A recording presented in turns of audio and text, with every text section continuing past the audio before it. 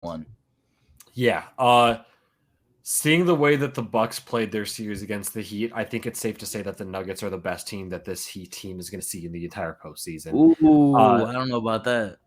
Well, I mean, they beat the Bucks in 5. They didn't put up a fight at all. I mean, they were able to get one out of that, but it's I think if the Bucks won that series, you could make the argument that they were a much better team than they actually were. And I mean, their regular season record shows that, but they fell apart in the postseason. It doesn't make sense to me there. I think that at this point, the Nuggets are going to be a much better team than that. I agree. I think if you want to look at it on paper, the Bucks are still a better team, but the Nuggets have played to go to the NBA Finals. I mean, they're in the finals. The Bucks aren't. You have to make the argument that now the Nuggets are the best team that this Heat's team is playing. But it's interesting. It's going to be interesting to see the fact that because this might be the best team this Heat team is playing, how they're going to react. Again, they won their opening round series against Milwaukee in 5. They played the Knicks, which I mean the Knicks, do you know that they're going to make Madison Square Garden rocking? But even then, the Heat showed some struggle there. It's seeing the way that Boston or Miami's played this entire series, this especially this past series against the Celtics. You think that they'd be able to honestly put away the Knicks a little easier than they did. And then, of course, you go back to the Eastern Conference Finals. They went up 3-0 in the series, lost 3 straight, was able to pull away and win one in a big fashion in TD Garden. But I will say this.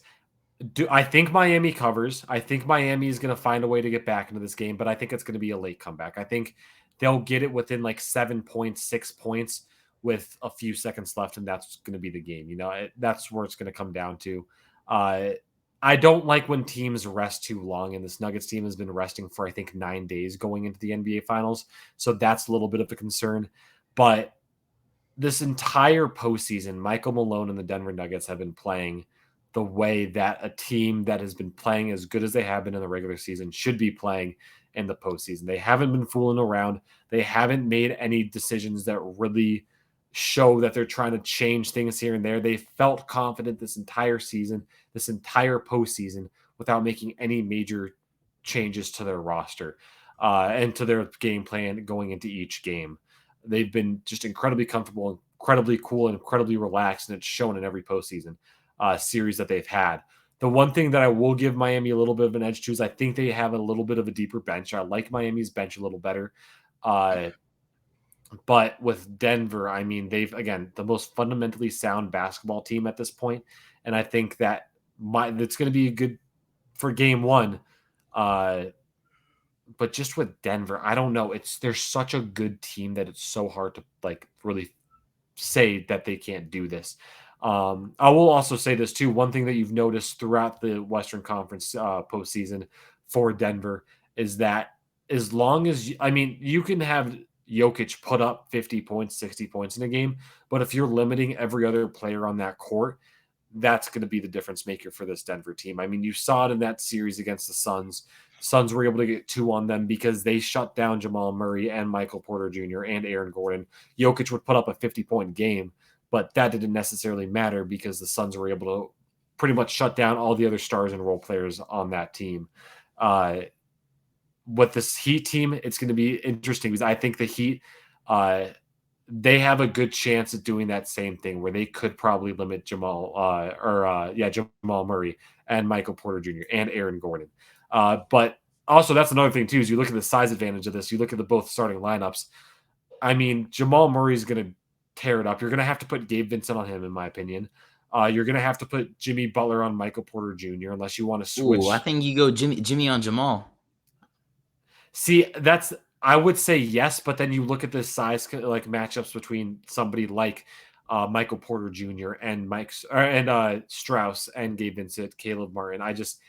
He's such a. I think you might start the series with Jimmy Butler on Jamal, but I think you're going to end up seeing that transition as the series goes on because, again, you might be able to limit Jamal Murray, but in that case, Michael Porter Jr. is going to go up and put up a big number on you, or Aaron Gordon, knowing that he's still that defensive-minded player, is going to go put up a big number on you. Or even as we've seen in the past, KCP, he's going to just be open at 3 in the corner for 3 the entire time and find a way to put up 20 on you. Okay, you know how much I love Denver. They have a perfect roster, but I think you're overrating them just a little bit too much. Maybe you tell me if it's just because I'm salty because they beat my Lakers.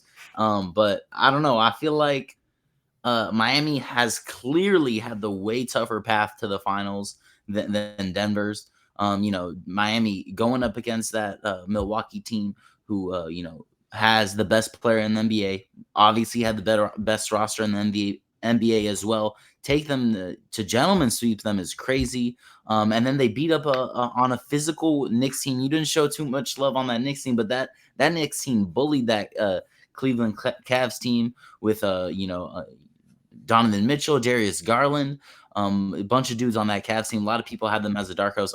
Dark horse, I did as well. And then to beat the Celtics in 7.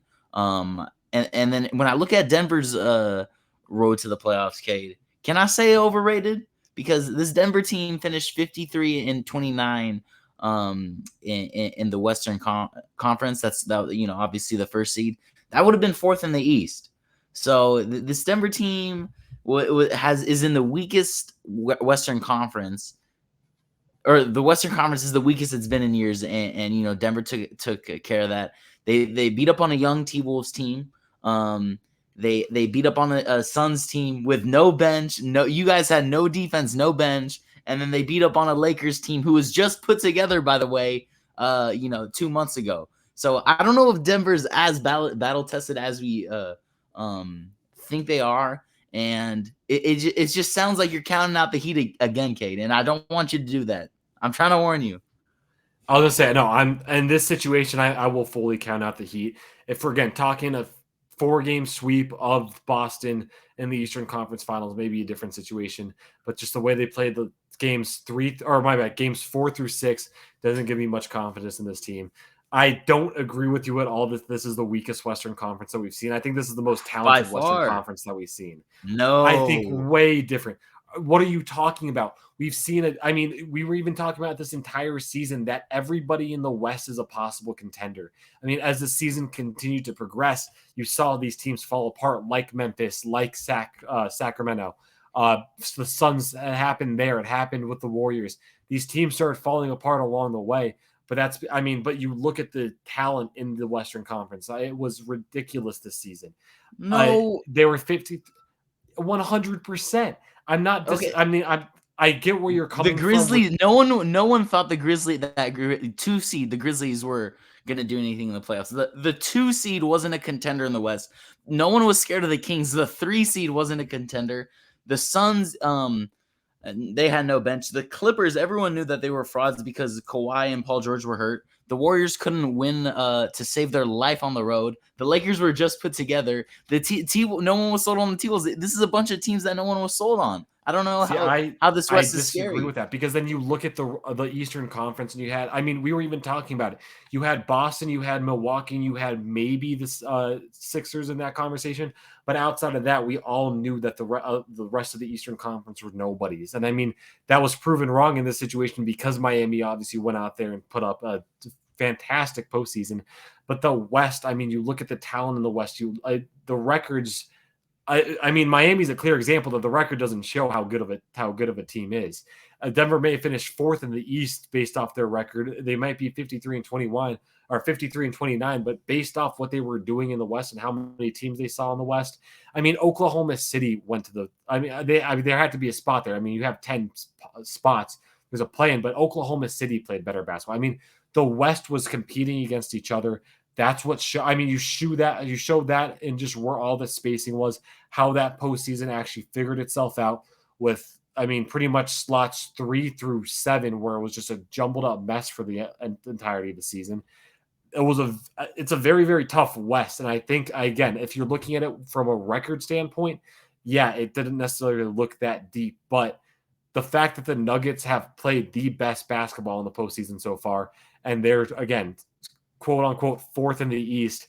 I get where you're coming from about not counting out the Miami Heat in this situation because of how good their postseason run has been. As the 8th seed, they had to go into the play-in. They had to beat the Bucks. They had to beat the Celtics. It wasn't easy for them, but the Nuggets are a fantastic team. Like I said, they're the most fundamentally sound team. They're the best team. And the West is a much better conference than what it looked like on paper this year. Another thing I'll say, Denver in the regular season, 14th in defensive efficiency. Cade, they cannot guard the winger shooting position to save their life. Anthony Edwards in that Timberwolves series averaged 31 points per game. D Book was averaging 30 points per game. With KD, another 30 points per game. LeBron James the next series averaged 27 and a half, 9.5, and 10. They cannot guard the wing possession or slash shooting guard position, whatever you want to call it. Who do they have? Who does Miami have? The best shooting guard in the league, Jimmy Butler. Cade, don't make me take the Miami Heat. Hey, I'll say this though, is that might be the case, but one way or another, they've won every series they've played. Their defense hasn't been spectacular, and they've been letting those players get big numbers. But the fact that they're still putting up better numbers and winning those games in a situation like this, who cares if Jimmy Butler goes off? If they're able to defend and stop the rest of the team, I mean, Jimmy Butler's, in a sense, come down to earth since that first and second round. I mean, he's still playing great basketball, but he hasn't been putting up the same level of offensive stats that he has since that first round. Again, you can put up big stats in this series, and it doesn't matter if you aren't winning games. And it's shown this entire postseason with the Denver Nuggets. They're letting these stars put up big points, but they're still winning games. All right, fair enough. I don't know what your official prediction is, but I'm ready to get into mine, Cade. All right, let's hear. I want to. Yeah, Okay. I'm assuming that I know you were kind of on the fence about it at the beginning of the show, but I was on the fence for it. Yeah, I was on the fence. I really want to take Miami. I think this is going to go 7 games. I really think I don't know. I don't understand how Denver is a minus 400 favorite. The second largest favorite in the last 16 years. The largest favorite, by the way, that 2018 Golden State Warriors team minus 1,000 against LeBron James, and LeBron James takes down the greatest team of all time. Only LeBron. Are you talking about 2016? 2016. Sorry. Yeah.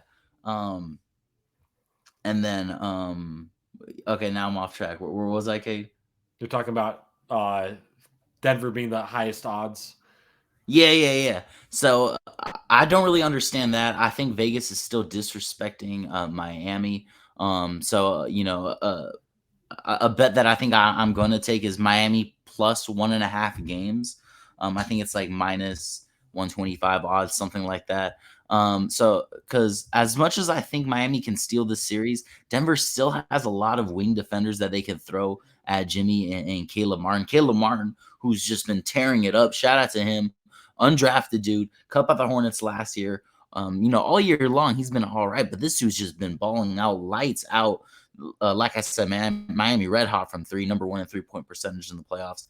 But KCP, MPJ, Bruce Brown, Christian Braun, these are all solid defenders. I don't know if they're necessarily shutdown defenders, but just guys that they can throw at Jimmy and Caleb Martin.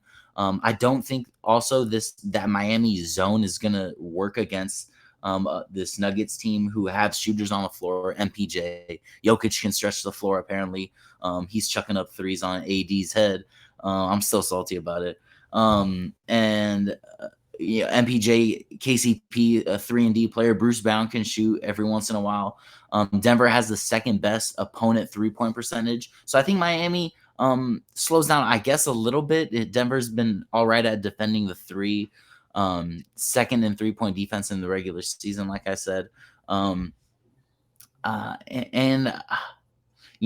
Herro's set to return game 3. It looks like, Cade. I don't know if that's necessarily a good thing. I kind of like this Heat offense for what it's kind of turned into, whereas there's not really a facilitator. It's kind of just, it seems Gabe Vincent takes his turn. Bam takes his turn running the offense. Bam, by the way, been terrible, god-awful against Celtics. We didn't even get into that.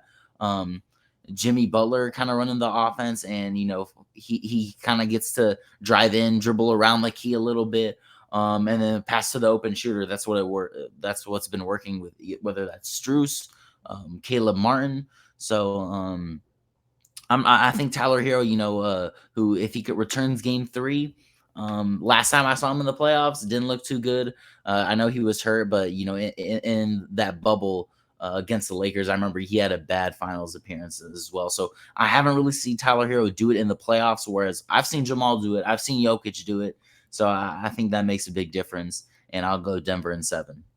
All right, Denver in 7. Okay, I can't disagree with you. Also, forgot to mention that Miami's going to altitude to play Ooh, yeah, you're at least right. 2 games there. I mean, I don't know what it's been in Denver, but 3-point shooting has been dormant for all visiting teams. So I don't know. I think that's going to play a little bit of a role. I think Miami, if there's a team that adjusts to it as good as anybody, it would be Miami. I think they'd be able to figure that out. Danny, I know you telling me not to doubt on Miami. I'm gonna doubt on Miami. I'm gonna take Denver in 5. I love this Denver team. I'm Gentlemen surprised sweep. yeah, exactly. You were saying that you might be saltier just because they took down your Lakers. I mean, from my perspective, seeing Denver take down the Suns, it had me gain a lot more respect for them. They're playing fantastic basketball. They're playing really just, again, I'll say it again, fundamentally sound basketball. Michael Malone's easily one of the top coaches in the NBA right now. Not necessarily in this, not Spoelstra level, but I mean, you're talking about a guy that is up there in the ranks and that could possibly be a long-term head coach for this Denver Nuggets team. Only 33-30 in a playoff record. I'll say that. I will say that. Yeah, but I mean, we also have seen, I mean, the past 2 years for Denver, they were dealing with injuries back in 2021 when the Suns swept them in the second round, dealing with injuries as the 6th seed last year. I mean, the Warriors manhandled them in the first round. So there's reasons to obviously have that record for him, but that still doesn't excuse the fact that they had a chance to go on and play in the NBA Finals back in 2020. It would have been a rematch of the NBA Finals if they were able to get back there. But obviously, your Lakers took them away from that. 33 and 30 record doesn't look too pretty, but there's good reasons for why that's the case. And when this team is healthy, they're still making it to the Western Conference Finals every year. Obviously, this year we're able to get past that. They're able to get over the hump. NBA Finals bound. Again, I'm doubting Miami in this. I think, and I'll even just say this: I'm doubting Miami just because I think their 3-point shooting is limited in Denver. And I think Denver can go into Miami and take one there. I mean, if the Celtics were able to, Denver's definitely able to. So yeah, I'm going to take Denver in 5 in this one with Miami. Their only win coming in, I'll say their only win coming in game 2. I think the series is split and Denver wins 2 in Miami. Ooh, I think okay, fair enough. I have a little bit more respect for Miami. I will say X factor of the series for me, Cade. I know I don't know if you're probably not prepared, but I'm gonna go with Bam because Bam Adebayo had a terrible Celtics series. This dude couldn't post up Jaylen Brown. This is someone that Miami was targeting on defense, and Bam had no bag at all in the post. I saw Derek White guarding him down low, and he kind of just looked, I don't know, moment looked a little bit too big for him. I'm not gonna lie. I don't have his series stats right now. I can pull that up real quick, but in the meantime, I'll get into how Bam, if he can average 20 points per game throughout the series, Cade, I'm gonna change my pick to the Heat in 7 because I think Bam, while never mind, if he can play good defense, Cade, I'm looking back at how Jokic just bodied AD. And I think Jokic is going to body Bam, actually. But I will say this. Miami has some big bodies that they can throw at Jokic. They can throw Kevin Love, who I believe picked up a DNP in Game 7. They didn't even need him. And Cody Zeller, who played a couple minutes here and there. So they have some bodies that they can throw. Just foul Jokic, make it rough for him. And Bam, one of the top defensive centers in the league, but he's a little undersized, I guess. I don't know if he's probably not 7 feet tall. And then what is he? He's not 250 like Jokic, yeah, exactly, or 270. Jokic might be 270. Yeah. So I'll say X factor for me. Bam. He's gonna need to bounce back in this finals. He's gonna need to bang, get tough, and run with Jokic on the perimeter. Yeah, I think the one thing that I will say about Bam that I think could be a big asset in the series is the fact that since he is such a, I mean, on the smaller side, but a very good defensive center who's going to be able to pick up on all these different players. He's going to be able to guard all 5 positions on the court. I think that will be the difference maker because even if he does come off Jokic in any of these defensive situations, as long as the ball doesn't get to Jokic, he's going to be able to lock down whoever he has to be on. So defensively, I think Bam would be the biggest X factor in this series. My X factor for the series, I'm going to go with MPJ. You mentioned it being the big body he is, a guy that Miami hasn't really seen this postseason before, seen this in this postseason yet. He's going to be the difference maker. I mean, Jamal Murray is going to be a guy that they're going to be targeting. Obviously, Jokic, the two-time MVP, they're going to be targeting. That Jokic is going to go up there and put up big numbers no matter what. But MPJ, he's got the body and he's got the build to be able to really slow down this. I'll take that back. Not even slow down this Miami team, but pick up this Denver team. I think slowing down is the wrong word for that because it's going to be his offense that kind of propels, or at least helps propel this Denver team into winning the championship this year.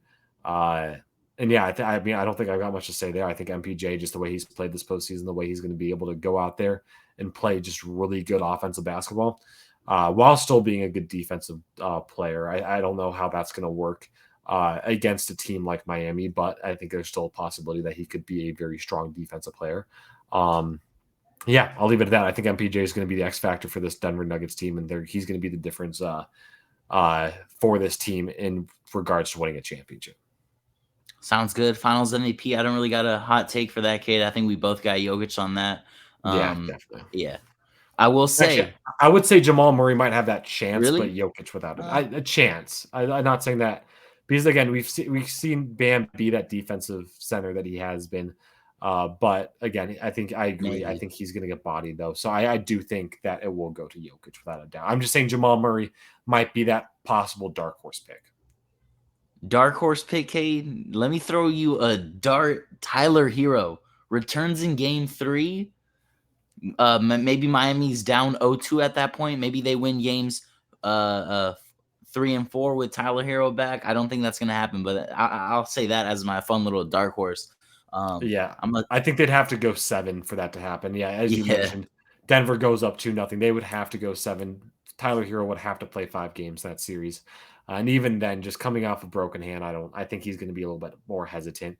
And even as you mentioned, just seeing how this offense has been playing so far without him, I don't think Spoelstra is going to rush him back. And I think he's going to be somebody that's thrown in when needed, unless there needs to be a massive change, most likely in an elimination game. Yeah, fair enough. I think that's it for me, Kate. Other than that, once Denver wins this finals, like we both predict,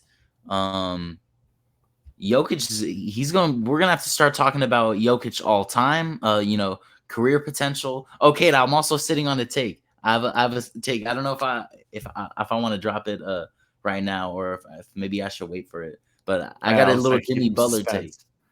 Okay, Jimmy Butler. Okay, yeah. Keep that suspense. Maybe towards the end of the series. But yeah, I think if he wins a final or if he wins the NBA Finals, he still has a career ahead of him as well. I think there's a chance that there could be multiple NBA Finals for Jokic.